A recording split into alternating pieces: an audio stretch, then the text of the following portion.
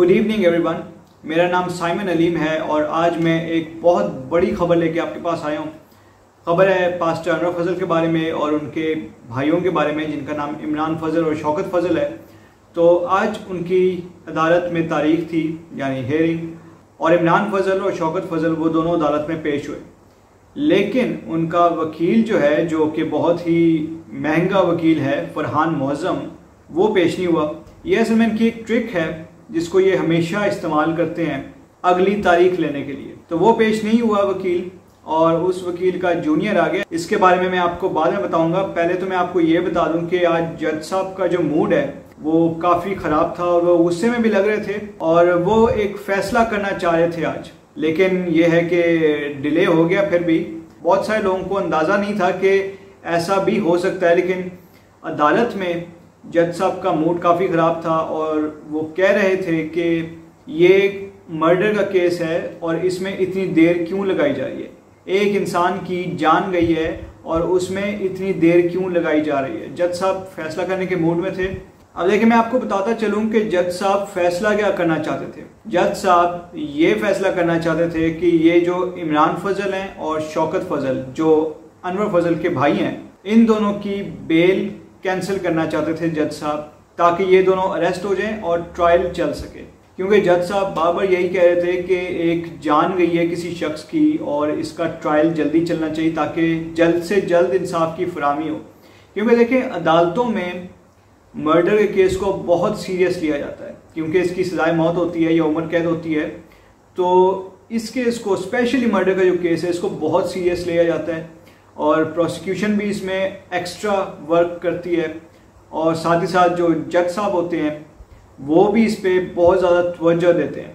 तो अब वो देख रहे हैं कि इन्होंने क्या मजाक बनाया हुआ है कि बार बार जो इनका वकील है वो आके डेट ले जाता है और डिले करवा लेता है किसी न किसी तरीके से। तो जज साहब को नज़र आ रहा था ये, इसलिए जज साहब यही चाहते थे कि आज ही के दिन इन दोनों की बेल कैंसिल हो जाए। लेकिन ऐसा नहीं हुआ। लेकिन मैं आपको आगे भी बताता हूँ आगे क्या हुआ। बहुत इंटरेस्टिंग चीज़ है जो आगे हुआ। अब देखें, इमरान फजल और शौकत फजल, इनका जो वकील है फरहान मुअज़्ज़म, जिसके बारे में कहा जाता है कि वो बहुत महंगा वकील है और उसको सिर्फ अमीर लोग ही हायर कर सकते हैं और बेचारे गरीब लोग तो उसको रख ही नहीं सकते। तो वो वकील जो है उसके पास, क्योंकि आपको पता है कि वो बहुत बड़ा वकील है, बहुत पहुंचा हुआ वकील है, तो उसके पास बहुत सारी ट्रिक्स होती हैं। ऐसे वकीलों के पास बहुत सारी ट्रिक्स होती हैं कि वो किस तरीके से केस को डिले करें या हेयरिंग की डेट को आगे करते जाएं। ये इनकी बहुत सारी ट्रिक्स होती हैं। तो फरहान मुअज़्ज़म जो है वो हमेशा अपने एक जूनियर वकील को आगे भेज देता था।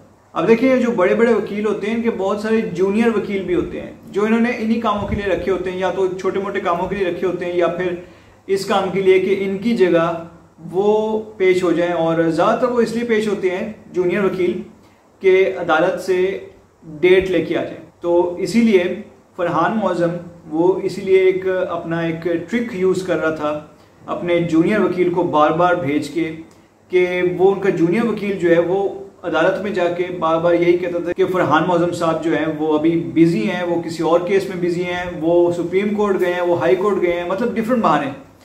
तो इनको बार बार डेट मिल जाती थी।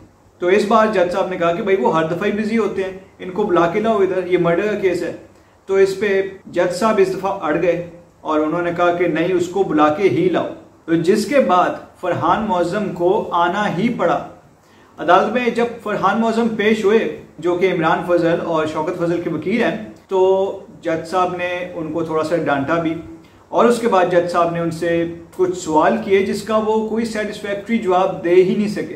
तो लेकिन जब कोई जज साहब को सेटिस्फैक्ट्री आंसर नहीं मिला तो जज साहब ने कहा कि देखिए, मैं तो भाई अभी फिर फैसला करने लगा हूँ, इनकी जो बेल है उसके बारे में मैं फैसला भी करने लगा हूँ। इमरान फजल और शौकत फजल के जो वकील हैं फरहान मुअज़्ज़म, उन्होंने कहा कि जज साहब देखें, अभी मैं तैयारी नहीं है मेरी, तो आप मुझे थोड़ा टाइम दे दें, आप मुझे 15 दिन की डेट दे दें। जज साहब ने कहा नहीं नहीं नहीं, 15 दिन तो बहुत ज़्यादा है, ये मर्डर का केस है, मैं इतना टाइम नहीं दूंगा आपको, सिर्फ मैं 4 दिन की और डेट देता हूँ। यानी अब जज साहब ने जो डेट दी है वो 12 अगस्त की है। अब देखें, सब लोग यही समझ रहे थे कि ये इमरान फजल और शौकत फजल ये आसानी से बच जाएंगे क्योंकि इन्होंने बहुत पैसा खर्च किया है, इन्होंने बहुत महंगा वकील रखा हुआ है और वकील ने भी बहुत गारंटीज दी थी कि ये बच जाएंगे और इनकी बेल जो है लाजमी कंफर्म हो जाएगी। लेकिन देखिए अब जो जज साहब का मूड नजर आ रहा है, इससे पता लग रहा है कि जज साहब को कोई परवाह नहीं है कि उनके सामने कितना महंगा वकील खड़ा हुआ है। जज साहब सिर्फ ये चाहते हैं कि इंसाफ की फराहमी की जाए, इसलिए वो बहुत जल्दी फैसला करना चाहते हैं।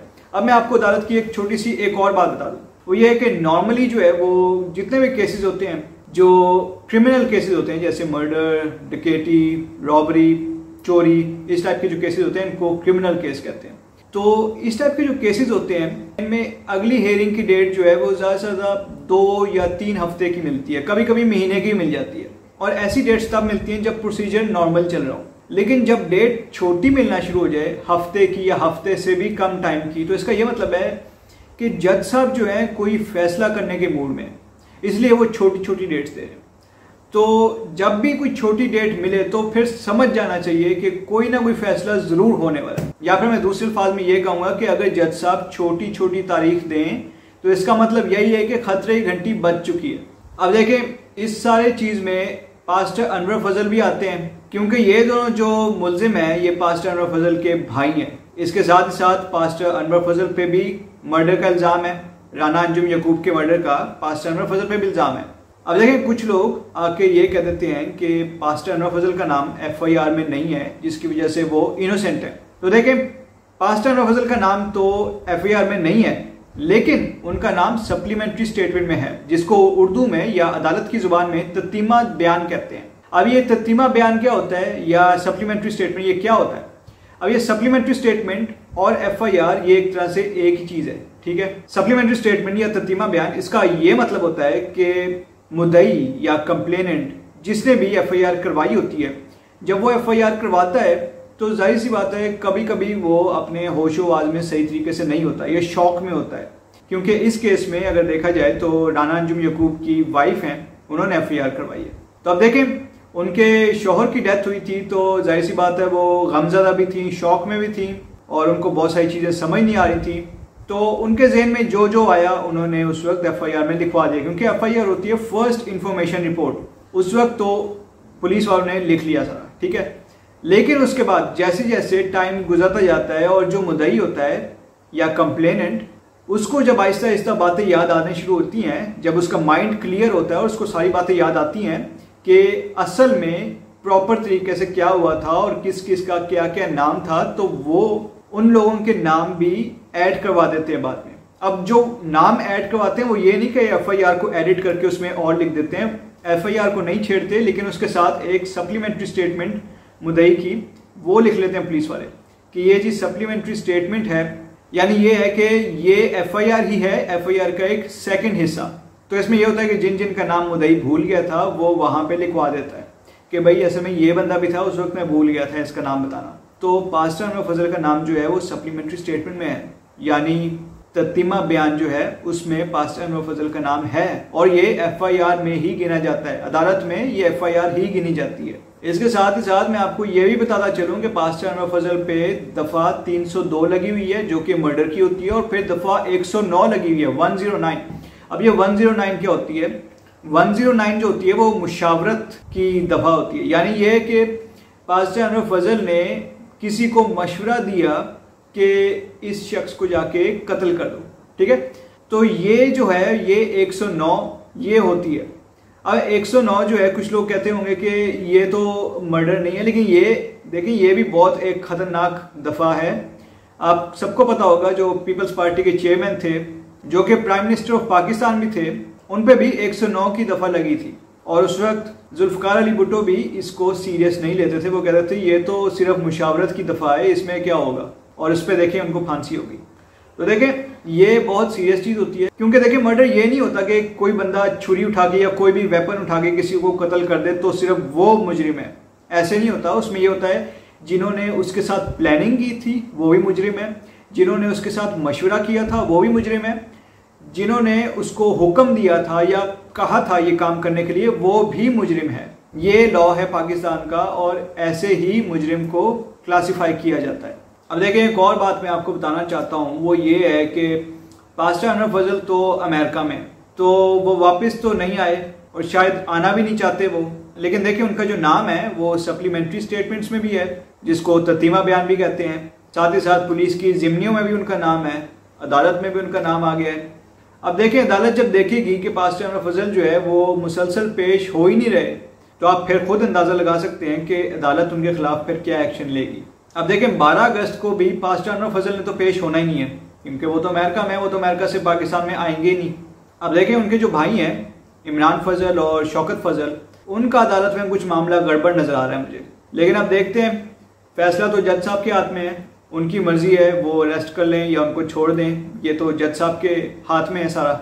इसके साथ ही साथ कुछ लोग आके ये भी कह देते हैं कि पास्टर अनवर फजल तो खुदा का खादिम है और वो ऐसा काम कर ही नहीं सकता। तो मैं ऐसे लोगों को ये कहना चाहता हूँ कि फिर पास्टर अनवर फजल को आप कहें कि वापस पाकिस्तान आ जाएं, इधर अदालत में पेश हों और जज साहब को कहें जाके कि मैं तो भाई खुदा का खादिम हूँ, मैं तो ऐसे काम कर ही नहीं सकता।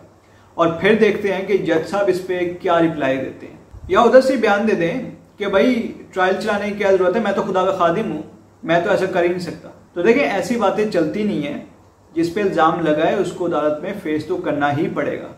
आज नहीं तो कल, कल नहीं तो परसों फेस तो अदालत में करना ही पड़ेगा। अदालत से देखिए कोई बच नहीं सकता। अब देखिए कुछ लोग हर वक्त कहते रहते हैं कि पास्टर अनवर फजल खुदा के खादिम है, तो इधर भी आप सुन लें एक और बात भी, वो ये है कि हमारा जो खुदा है वो इंसाफ का खुदा है, ठीक है।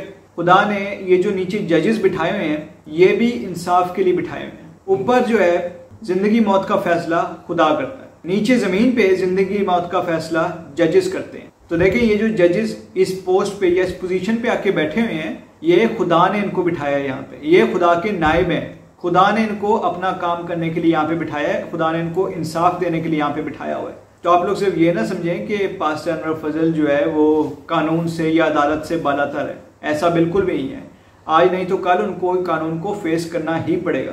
अब आप सबको पता ही होगा कि मियाँ साहब जो हैं वो फॉर्मर प्राइम मिनिस्टर थे और अदालत की वजह से उनको भी पाकिस्तान से भागना पड़ा। इसके साथ ही साथ हमारे एक और फॉर्मर प्राइम मिनिस्टर हैं यूसुफ रजा गिलानी साहब, उनको अदालत ने सजा दी और वो उसी वक्त नाअहल हो गए और साथ ही उनको अपने प्राइम मिनिस्टर की सीट छोड़नी पड़ी। तो देखें ये ताकत होती है अदालत में, इवन प्राइम मिनिस्टर भी उनके सामने कुछ नहीं है। ये जो कहा जाता है ना कि कानून अंधा है, ये किसी वजह से कहा जाता है, क्योंकि कानून ये नहीं देखता कि सामने अमीर खड़ा है या गरीब खड़ा है, कोई ताकतवर इंसान खड़ा है या कमज़ोर इंसान खड़ा है। अदालत सिर्फ ये देखती है कि सबूत किसके खिलाफ जा रहा है। अदालत ने सिर्फ फैसला करना होता है सबूत के साथ और कानून के साथ। और देखिए हमारे जो कुछ आई विटनेसेस हैं उन्होंने बताया कि इमरान फजल और शौकत फजल आज बहुत घबराए हुए थे, क्योंकि जाहिर सी बात है जज साहब का आज मूड सही नहीं था, तो ये दोनों भी घबराए हुए थे क्योंकि इनको लग रहा था कि शायद आज ही अरेस्ट हो जाएंगे ये लोग।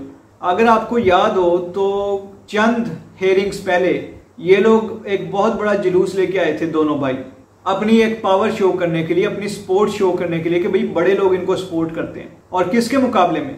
राना अंजुम याकूब की बेवा के मुकाबले में और उनकी एक बेटी के मुकाबले में और उनके एक छोटे बेटे के मुकाबले में। इन बच्चों को और राना अंजुम याकूब की बेवा को ये डराने के लिए आए थे, इतने सारे बंदे लेके, और आज देखें खुद डर रहे हैं। ये देखें ये होता है खुदा का इंसाफ। अभी तो देखें इंसाफ जो है वो प्रॉपर तरीके से होगा, आपने बस इंतजार करके बैठ के देखते जाना है कि आगे आगे होता क्या है। वो आपने उर्दू की एक कहावत तो सुनी होगी कि बकरे की माँ आखिर कब तक खैर मनाएगी। तो देखिए मैं एक और बात भी वाजे करना चाहता हूँ, वो ये है कि हम लोग न्यूट्रल लोग हैं। हमें जो खबर मिलती है बावसूख जराए से वो हम आपको कन्वे कर देते हैं। ना ही हम मुद्दई के साथ हैं और ना ही हम मुल्जिमान के साथ हैं, हम न्यूट्रल हैं, न्यूट्रल ग्राउंड पे काम कर रहे हैं और हम देख रहे हैं कि क्या हो रहा है, सिचुएशन क्या है, और उसके मुताबिक हम आपसे डिस्कस कर देते हैं इधर। तो एक बार फिर मैं क्लियर कर दूं कि हम लोग पास्टर अनवर फजल के अगेंस्ट नहीं हैं और ना ही हम उनकी सपोर्ट में हैं, हम बिल्कुल न्यूट्रल हैं। अगर उनके बारे में अच्छी खबर मिलेगी तो हम अच्छी खबर भी देंगे, लेकिन अगर उनके बारे में बुरी खबर मिलेगी तो हम बुरी खबर भी बताएंगे। तो देखिए अब मैं वीडियो को यहीं पे एंड करता हूँ।